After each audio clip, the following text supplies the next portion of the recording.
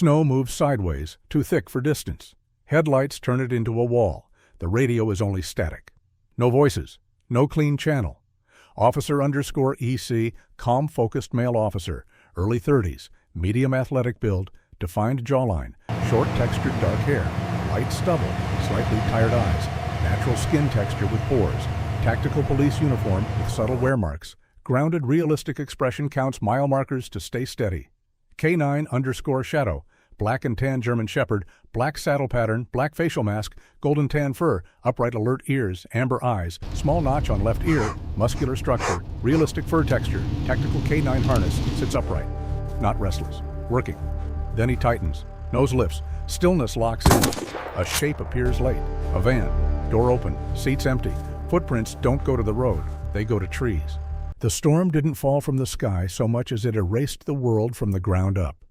Snow moved sideways in sheets, thick enough that the beam of the patrol truck's headlights looked solid, like Ethan Cole could reach out and grab it, like it had weight.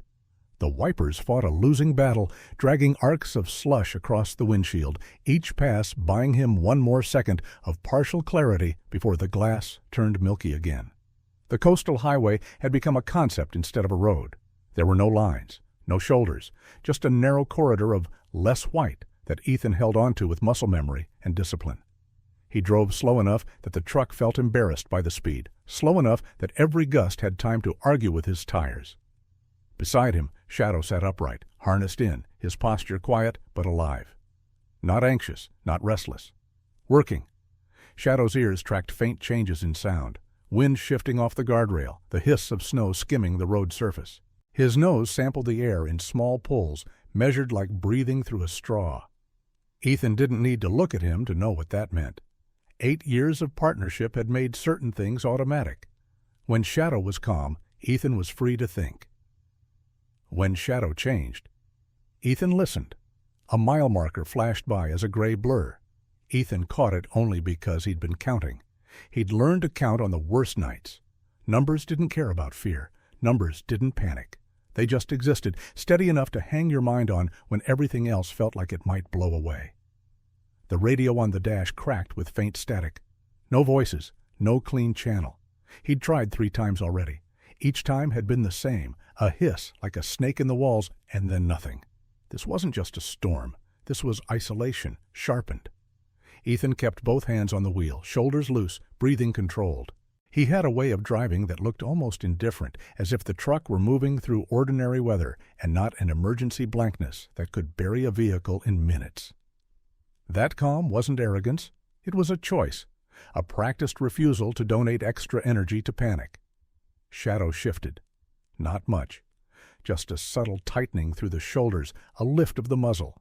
His nose went higher, catching air above the dash line. His eyes, dark and focused, fixed on something ahead that Ethan couldn't see. Ethan's grip didn't change. His heart rate tried to.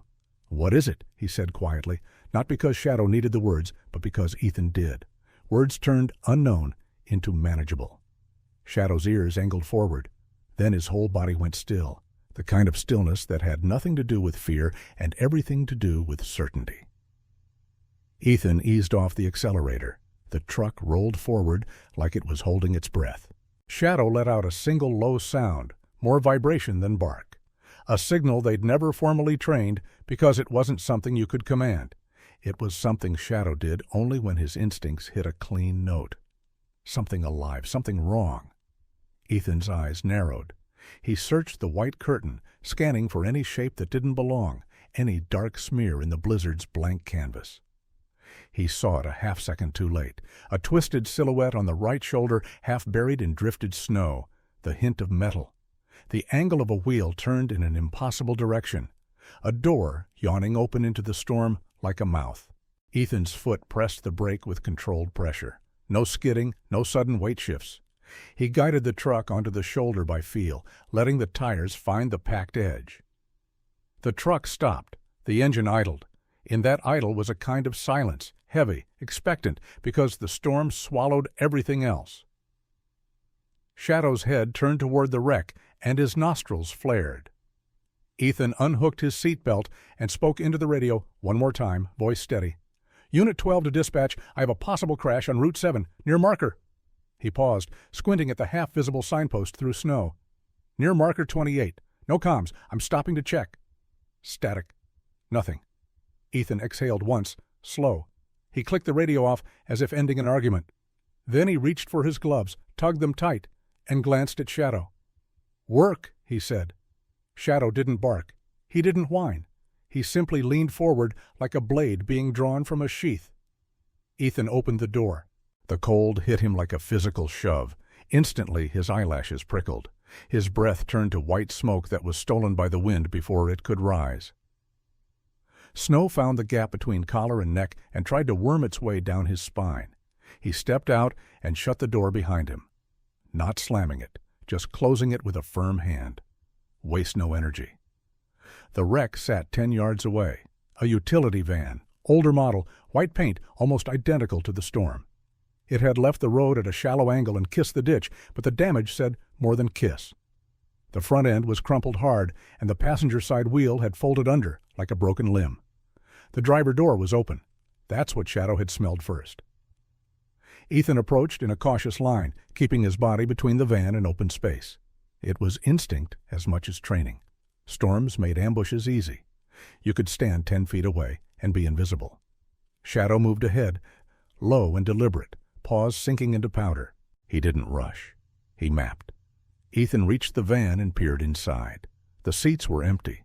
No blood on the airbag, no sign of frantic movement. Then he saw the footprints. They were faint, already filling with snow, but they existed. A trail from the driver door leading, not toward the road, not toward safety, but toward the tree line on the far side of the ditch. Ethan's gaze followed them. Shadow's head snapped in the same direction, ears pricked, and then another shape, half collapsed against a snowbank, almost invisible because it didn't move. Ethan moved faster now, but still controlled. He crouched beside the shape, and his gloved hand found fabric, then a shoulder. "Hey," he said, voice firm, the way you speak when you need someone's body to remember how to live. "Hey, look at me."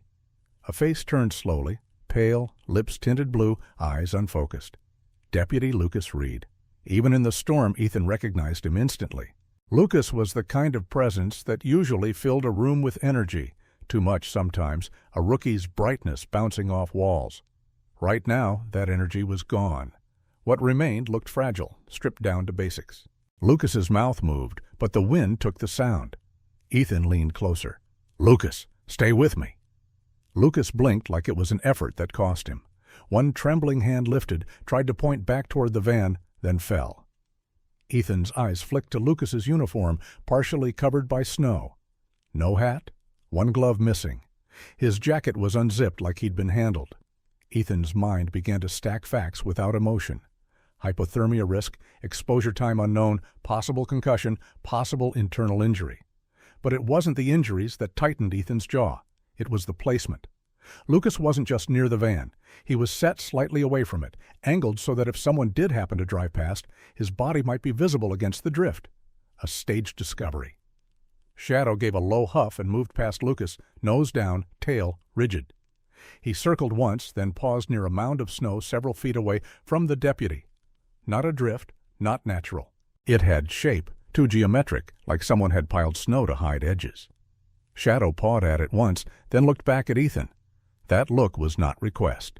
It was alert. Ethan stepped toward the mound. He brushed snow away with his forearm, revealing dark plastic beneath. A container. Industrial. Sealed. The kind used for transport, for storage, for keeping something protected. His gloved fingers found the latch. It was stiff with ice but not frozen shut. It had been opened recently.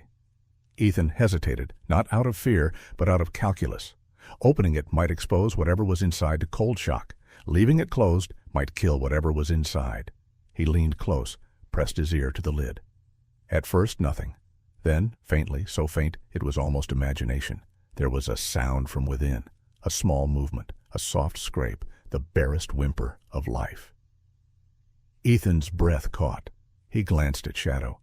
The dog's posture held a sharp intensity, but his eyes were steady. Shadow wasn't panicked. He was certain. "Okay," Ethan murmured. "Okay." Ethan's hands moved with precision.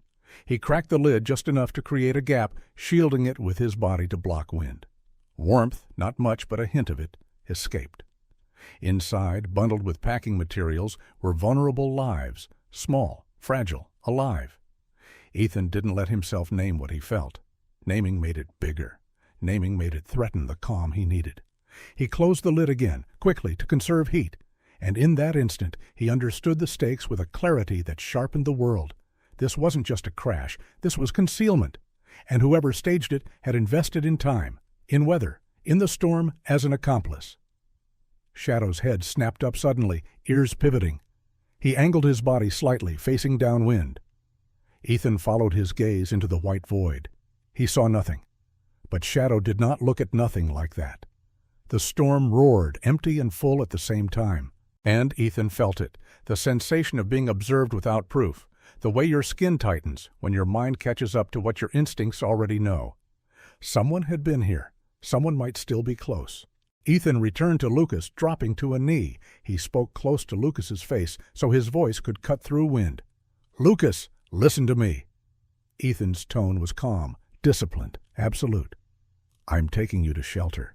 You're going to stay awake with me." Lucas's eyes struggled to focus. His lips moved. Ethan caught a whisper, fractured by wind. "Couldn't. Radio? I saw." Lucas's eyelids fluttered. Ethan tightened his hold on Lucas's shoulder. "Not now. Breathe. Stay with me." He assessed quickly. Lucas could not walk far, not safely. Ethan would have to support him, and that meant speed would be slower, exposure longer. And then there was the container. Ethan looked at the road, erased. Looked toward the tree line, darker but sheltering. Looked at the storm's direction. Wind pushing hard from the north, blowing everything into a uniform blur. Options collapsed into two, like doors closing. One, go back the way he came, risk getting lost in the whiteout and dying on the road with Lucas and the hidden lives. 2.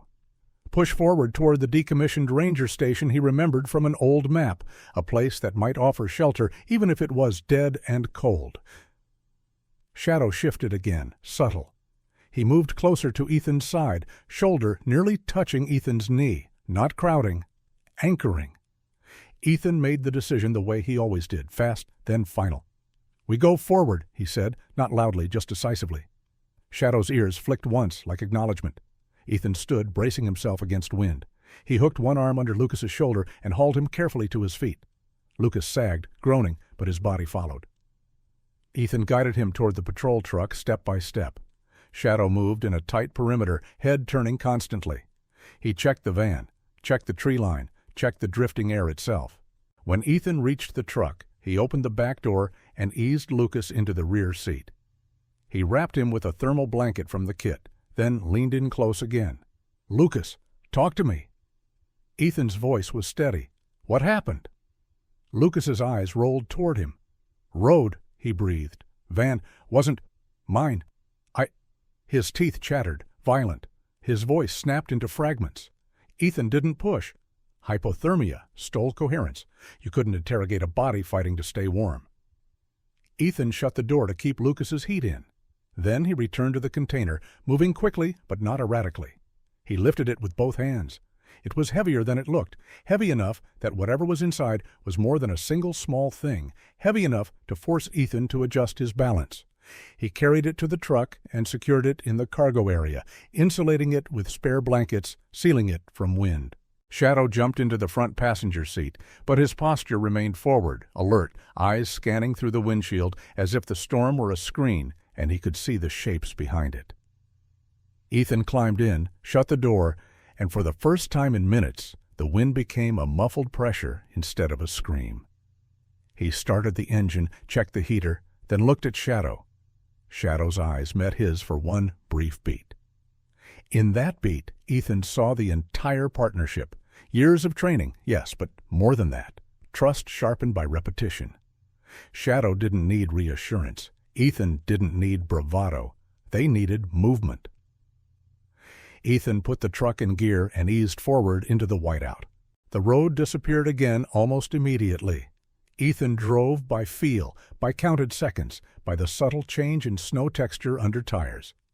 The heater blew hard, but the cab still felt cold, the kind of cold that lived in metal and refused to leave. Behind him, Lucas made small sounds that could have been pain or confusion. Ethan didn't look back. He listened, absorbing the rhythm of Lucas's breathing, the quality of it, shallow but present. That mattered. Shadow stayed rigid, head lifted, nose sampling. Every few seconds, Shadow's gaze shifted downwind toward the passenger side window. He tracked something Ethan couldn't see. Ethan's mind kept returning to the footprints, to the staged placement, to the open van door offered like bait. Someone had wanted Lucas found late, wanted Ethan delayed, wanted the container reclaimed, maybe after the storm buried evidence and help. The storm wasn't just weather, it was cover. Ethan's jaw tightened. He kept his breathing even. A sign emerged suddenly, a dark rectangle, then vanished behind snow. Ethan caught enough to confirm what he needed. The ranger station turnoff was near. If he missed it, he might not get another chance. He slowed further, scanning for the faintest rise in the snowbank that marked an old access road. Shadow's body tensed again. He huffed once, low, and angled his head toward the right. Ethan turned his eyes that way. For a split second, in a gap between gusts, Ethan saw a shape. Not a person, not clearly. More like movement. A vertical smear that didn't belong to the landscape. Then it was gone. Ethan didn't jerk the wheel. He didn't slam the brakes. He simply absorbed it, filed it, and kept driving. Composure over reaction. That was how you survived storms and humans. The turnoff appeared as a shallow dip. Ethan guided the truck onto it, tires crunching over packed snow that had drifted into uneven ridges. The access road was narrower, darker, trees pressing close like the world was narrowing. The ranger station came into view slowly, more felt than seen at first. A shadow among pines, a squat building with a porch half buried in snow, windows dark, roofline thick with drifted white, decommissioned but standing. Ethan pulled up close, angling the truck to block some wind from the building's entrance. He killed the headlights, leaving only the hazard lights blinking weakly in the storm, 2 small pulses of human defiance. He turned to Shadow. "With me." Shadow responded with instant readiness. Ethan got out, closed the door, and the wind hit him again, trying to rip heat from his lungs. He moved fast now, not reckless, but efficient. He opened the back door and checked Lucas. Lucas's eyes were half open. He looked at Ethan like Ethan was a lighthouse, seen through fog. "Stay," Ethan said. "I'm getting shelter." Lucas nodded faintly, or maybe he just trembled. Ethan shut the door and moved to the ranger station. Shadow went first, paws silent in snow. He climbed the porch steps in a careful line, nose down near the threshold. The door was shut. Ethan's gloved hand found the knob. It turned, unlocked. That fact landed in Ethan's chest like a weight. Decommissioned didn't always mean unlocked. In storms like this, unlocked could mean someone had been here recently. Ethan pushed the door open. Darkness poured out, thick and stale. He swept his flashlight beam inside. The room was simple. Old benches, a desk, a wall map faded by time. Dust, yes, but not undisturbed dust. There were marks, smears, fresh disturbance on the floor near the back. Shadow entered, immediately shifting from search to evaluate. His nose traced a path in tight curves. Ethan stepped in, shutting the door behind them to cut the wind. The sudden quiet made his ears ring. He breathed once, slow, tasting the stale air. Then Shadow stopped near the desk and gave a short, controlled alert. No bark, just a low exhale and a look. Ethan followed his gaze to the floor. Boot prints, not old, not half erased. Recent enough that they still had crisp edges where snow had melted and refrozen in the tread pattern. Ethan's eyes moved up. Desk surface, corners, the map on the wall. A torn segment of paper lay under the desk, crumpled. Ethan crouched and picked it up carefully. A piece of a map torn by hand, not random, purposeful. His flashlight caught something else, a strip of packing material, the same type he'd seen inside the container. Foam, industrial, meant to protect something during transport. Ethan's stomach tightened. The container had been here, or something like it, which meant the crash site wasn't just a random drop. It was connected. Shadow moved to the door again, then to the window, then back to Ethan, body angled as if he were tracking movement outside. Fresh scent at the threshold, new enough to keep Shadow's attention. Ethan stood, heart steady but mind sharpened. They were not alone out here, not in the storm, not now.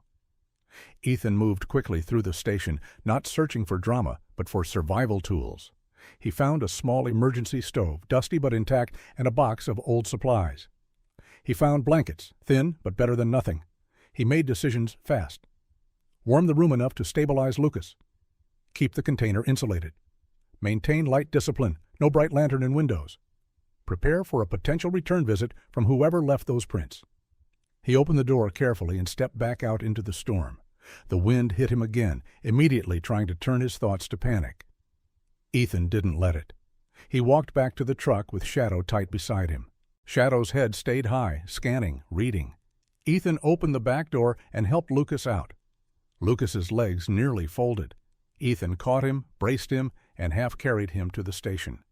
Step by step, Ethan kept his breathing steady, his voice calm.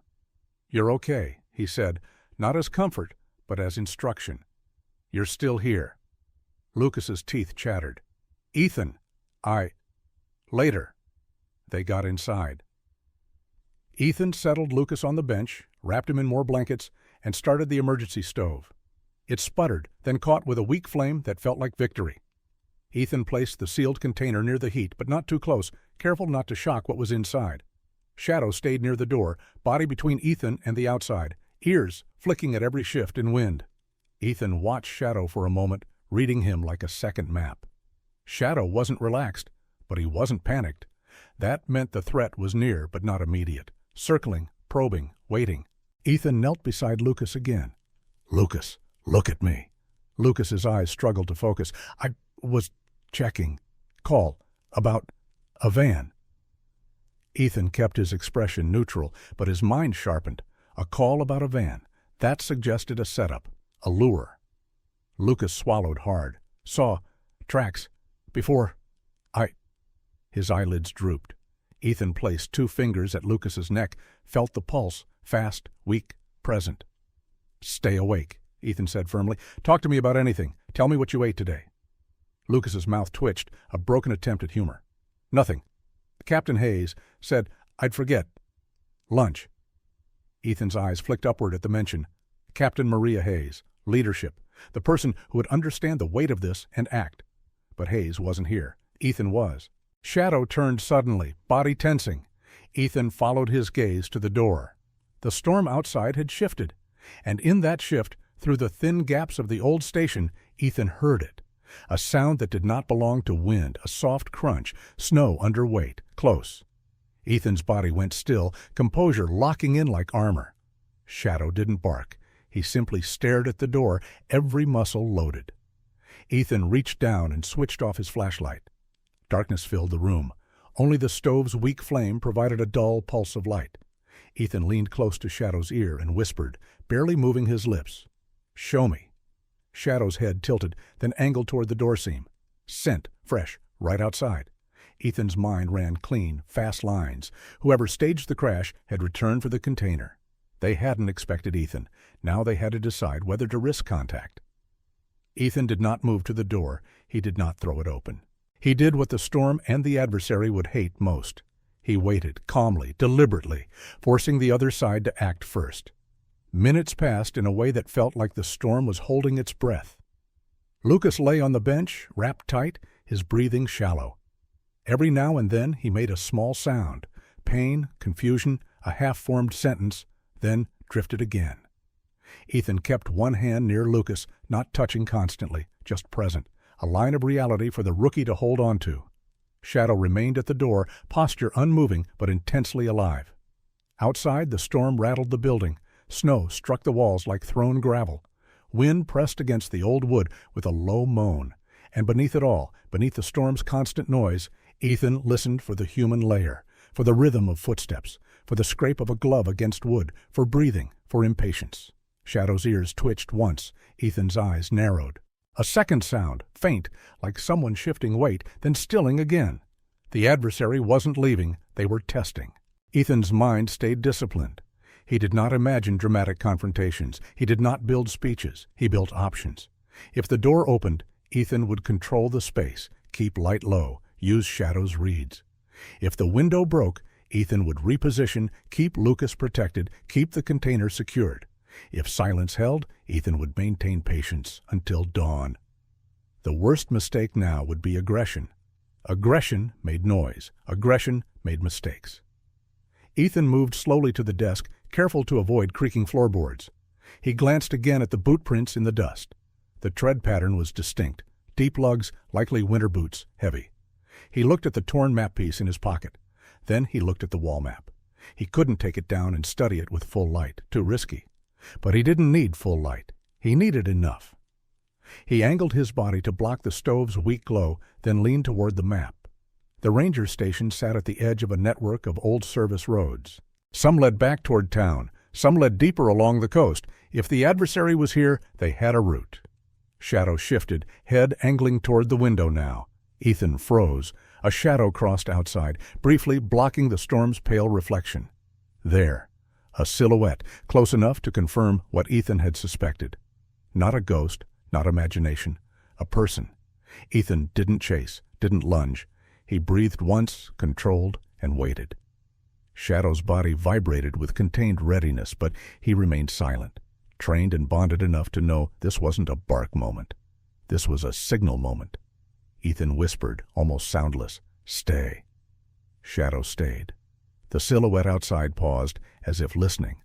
Then it moved, slowly toward the door. The doorknob turned, not all the way, just enough to test. The latch rattled faintly. Ethan did not move. He let the other side feel the resistance of uncertainty. The knob turned again, harder this time. The door did not open. Ethan had quietly engaged the inner latch earlier. A pause. Then silence. Ethan heard a soft exhale outside. Frustration, maybe. Calculation. Then footsteps moved away, crunching into the storm. Shadow remained still for several seconds, listening, nose sampling. When Shadow finally shifted his gaze back to Ethan, Ethan understood the message. Not gone, relocating, testing another angle. Ethan moved quickly now, still controlled, but with purpose. He checked the window latches. He repositioned the container deeper in the room, wrapped tighter in blankets. He moved Lucas slightly so the bench was not directly aligned with any window. He lowered the stove flame slightly, enough to keep warmth, not enough to broadcast. Then he crouched beside Shadow. Ethan's voice was barely a breath. "We hold, we don't chase." Shadow's eyes stayed fixed on the door.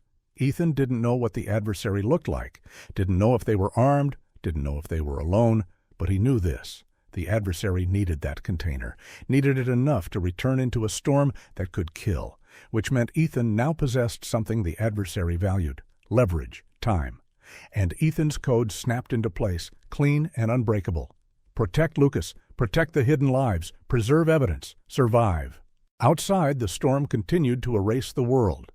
Inside, Ethan Cole remained calm, disciplined as a metronome, while Shadow watched the door like a living lock. The storm didn't quiet outside the ranger station. It simply changed tone, like a predator shifting its weight in the dark. Inside, Ethan held the room in a careful balance. Enough heat to keep Lucas alive, little enough light to avoid becoming a beacon. The emergency stove flickered, throwing a low amber pulse over the faded map and the old benches. Shadows moved across the walls like slow water. Shadow stayed near the door, not pressed against it, not pacing, just stationed.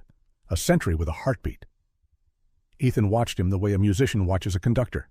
Shadow's smallest changes meant something. A tightening through the neck, a subtle turn of the muzzle, the way his ears angled as if tracking a sentence in the wind. Lucas's breathing hitched. Ethan crossed to the bench and knelt, keeping his movements efficient. He placed 2 fingers to Lucas's wrist again. Fast pulse, skin cold, shivering still active, which was good. It meant Lucas's body hadn't surrendered. "Lucas," Ethan said close, voice calm and firm. "Stay with me. Talk." Lucas's eyelids fluttered. "Ethan." "Yeah?" Lucas swallowed, lips cracked. His eyes tried to focus and kept sliding off. It wasn't random. Ethan didn't react outwardly. He didn't widen his eyes. He didn't press too hard. He simply absorbed. "What wasn't?" he asked, like he had all the time in the world. Lucas's breath came in short pulls. "Call about a van, utility, white, seen near the docks. That's what dispatch said." The word docks made Ethan's mind snap into a clearer grid. Coastal highway, Utility van. Storm night. A staged crash wasn't an improvisation. It was logistics. Lucas blinked slowly. I got there, and it was already off the road. Door open like it wanted me to look. Ethan's jaw tightened a fraction, then smoothed again. And you did. Lucas's mouth twitched, something between frustration and shame. Yeah, Ethan leaned in. Did you see anyone? Lucas hesitated too long. His eyes drifted, searching memory through fog. Tracks, he whispered. Downwind, but I thought it was mine from walking. Then I heard something, like a scrape. His eyelids drooped. Ethan's hand settled lightly on Lucas's shoulder, not to comfort, but to anchor. Stay awake. Lucas's voice weakened. Then I turned and he swallowed. I woke up in the snow. That was enough, not the full picture, but enough to confirm the pattern Ethan already felt in his bones. Lucas had been lured, disabled, positioned, and left for the storm to finish. Ethan stood and moved to the desk again, flashlight still off. He didn't need bright clarity. He needed just enough to connect function. He took the torn map segment from his pocket and compared it against the wall map, angling it in the stove's low glow. The tear line matched a section of the Coastal Service roads, old ranger paths that ran behind the highway. A person could move along them without being seen from the road. A person could circle, watch, and return. Ethan's gaze dropped to the packing material on the floor, foam strips and a sliver of rigid plastic, the kind used to prevent shifting during transport. He crouched, carefully lifted it with gloved fingers, and examined the edges. Fresh tear marks. Not weathered, not old. This wasn't left over from when the station was decommissioned. This was recent work. Ethan's mind organized the reality into clean points. The container had been prepared for transport. The station had been used as a staging point. The crash was a mask, an event to misdirect, delay, and confuse. The lives inside the container were not an accident of circumstance. They were part of the plan. And the simplest truth, sharp enough to cut through all of it, was this. Whoever set this up could not abandon the container. Not if it contained what Ethan suspected, something alive, vulnerable, and valuable enough to risk a storm. Shadow's head tilted slightly. Ethan's gaze snapped to him. Shadow wasn't looking at the door now. He was looking at the seam where door met frame, nostrils flaring. Fresh scent again, closer. Ethan didn't move for a beat. He let his own body settle deeper into calm, like lowering into cold water until it no longer shocks. He crossed the room silently and crouched beside Shadow, eyes on the dark gap. "Is it right there?" he breathed. Shadow's body tensed, an answer without sound. Ethan kept his hand open, palm down, the silent command they'd built over years. Hold. Shadow held. Ethan's eyes shifted to the window. The stove's glow was minimal, but enough to reflect on the glass. A figure outside could see faint warmth, could guess there were people inside. Ethan stepped toward the window and, with slow care, angled a hanging tarp across it, blocking the glow. No drama, no noise, just reducing visibility. Then he returned to Lucas. Lucas's shivering had slowed slightly, dangerous. The body's fight could fade. Ethan adjusted the blankets, then spoke low. "Lucas, I need you awake." Lucas's eyes cracked open, trying. Ethan nodded once. "Good." Shadow's ears flicked. Ethan turned back toward the door. A soft scrape came from outside, something brushing wood, not the storm, not random. Then a single crunch. A footstep. Right on the porch. Ethan's pulse did not spike. His breathing remained even. He reached for his flashlight, not to turn it on, but to hold it as a tool, a potential flare of control. Then he did something that felt counterintuitive in a storm. He remained still. Let the adversary choose the next move. The knob turned again. The latch rattled softly. It didn't open. A pause. Ethan could almost feel the other mind calculating on the opposite side. How many? How armed? How warm? How desperate? Then the knob stopped, and the steps moved slowly along the porch to the side window. Shadow shifted direction instantly, silent, tracking the movement across the room with precise intent. His nails clicked once on the wooden floor, then stopped. Ethan's gaze followed. A shadow passed behind the tarp, barely there, a distortion of the storm's pale light. Then nothing. Ethan waited. No window break, no door slam, just a prolonged silence that didn't feel like retreat. It felt like a test, and it told Ethan exactly what he needed to know. The adversary wanted the container, but not enough to risk an unknown fight in a tight room with a K9. Not yet. Ethan exhaled once, controlled. He turned to the container and adjusted the blankets again, ensuring the seal remained intact. He placed it deeper into the station, away from any line of sight. Then he turned back to the wall map. If dawn came, Ethan could move. But moving would be the most dangerous moment. Transition was when control weakened. Transition was when you became exposed, and that was when the adversary would try again. Ethan knelt beside Shadow, voice barely above breath. "We wait for the right minute." Shadow's eyes remained fixed on the door seam. Lucas groaned softly, his voice thin. "Ethan, who—" Ethan cut him off gently. "Not important yet. You focus on breathing." Lucas swallowed. "Captain Hayes, gonna—" "Captain Hayes will do her job," Ethan said. Calm, certain. "But you have to stay alive long enough to tell her what you know." Lucas nodded faintly, then shivered again. Ethan checked the stove's flame. Adjusted, just enough. Outside, the storm continued its relentless erasure. Inside, Ethan held the truth like a fragile piece of glass, and Shadow guarded it without a sound. The world began to change before the sky did. Ethan felt it in the way the wind's pitch lowered, in the way snow shifted from hard sideways needles to heavier drift. It wasn't calm. Nothing about this night was calm, but the storm's violence had started to tire, which meant two things. Dawn was closer, and movement would become possible. Ethan's mind stayed on the exit. The moment when he'd have to move Lucas, secure the container, and cross the open space between station and truck while the storm still had enough cover for someone else to move unseen. Shadow's posture changed first. He wasn't tense in the same way. Not "someone is right outside." More like someone is moving around the perimeter again, looping, downwind. Ethan watched Shadow, then shifted his gaze to the door. He didn't open it. He didn't step onto the porch. He simply listened. A long minute passed, then another. Lucas stirred and made a small sound. Pain, maybe.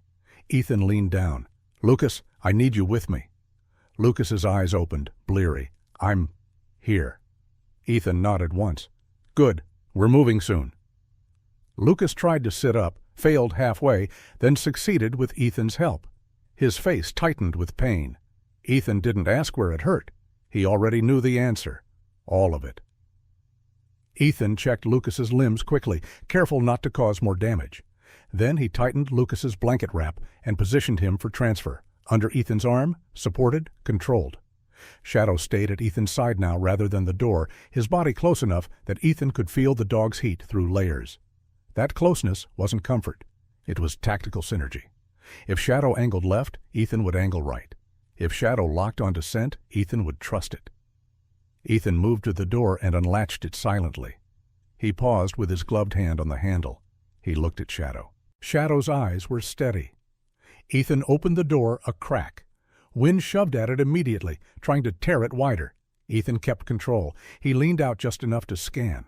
The world was still white, but less violently so. Visibility had improved by inches, enough to see the patrol truck's hazard lights blinking in the drifts. Nothing else obvious. No figure, no movement. Ethan opened the door wider and stepped onto the porch. Shadow followed, silent. Ethan scanned downwind. For a moment, nothing. Then Shadow's head snapped to the right. Ethan followed, and there, at the edge of the tree line, was the silhouette. Not close, not fully visible, but unmistakably human. The adversary had been waiting for this exact moment, waiting for Ethan to commit to movement. Ethan didn't freeze. He didn't shout. He did the most controlling thing he could do in a situation built for chaos. He lowered his center of gravity, stepped back onto the porch, and reduced exposure. Then, with slow precision, he lifted his flashlight, not pointed at the silhouette, not searching, but held ready. Shadow stood at Ethan's knee, body angled outward, ears forward. Silent, coiled. The silhouette shifted like it had expected Ethan to rush. Ethan didn't.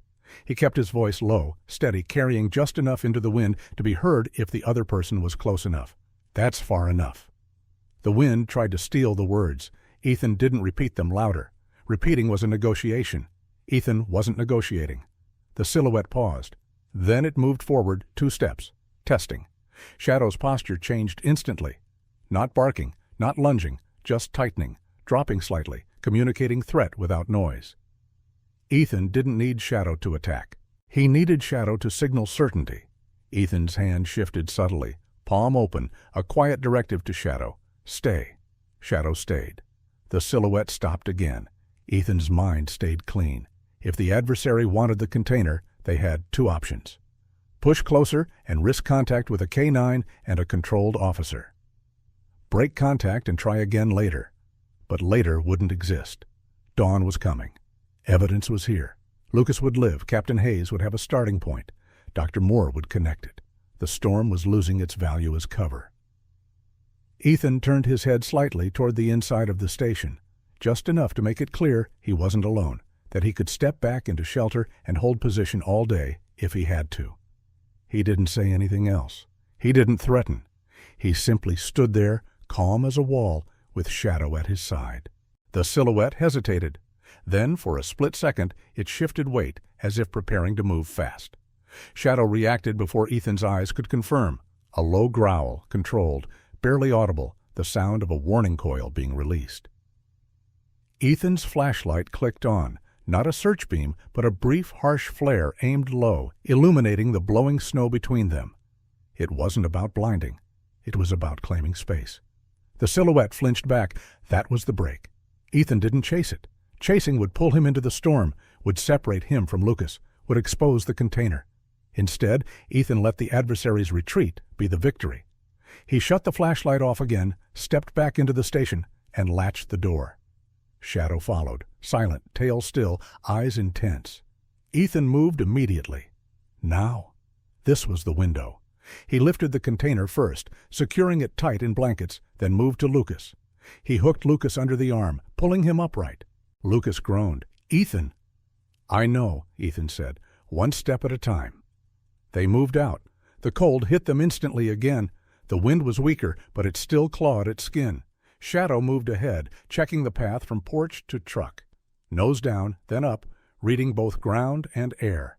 Ethan kept Lucas tight against him, using his body as a barrier. He moved in short, controlled steps, never letting Lucas's weight pull them into imbalance. They reached the truck. Ethan opened the back door and eased Lucas inside, keeping him wrapped, keeping him supported until Lucas was secure. Then Ethan set the container in the cargo area, positioning it carefully near insulated blankets. Shadow jumped into the front seat, immediately scanning out the windshield. Ethan climbed in and started the engine. He didn't slam the door. He didn't exhale in relief. Relief was a luxury for later. He checked the mirrors. White, trees, snow, no silhouette. Ethan put the truck in gear and guided it forward, back toward the highway, back toward whatever help still existed in a world that felt swallowed by weather. Behind him, Lucas's breathing remained shallow, but present. In the cargo area, the container remained still and sealed, warmth preserved. Beside him, Shadow sat upright and vigilant, eyes reading the storm for movement.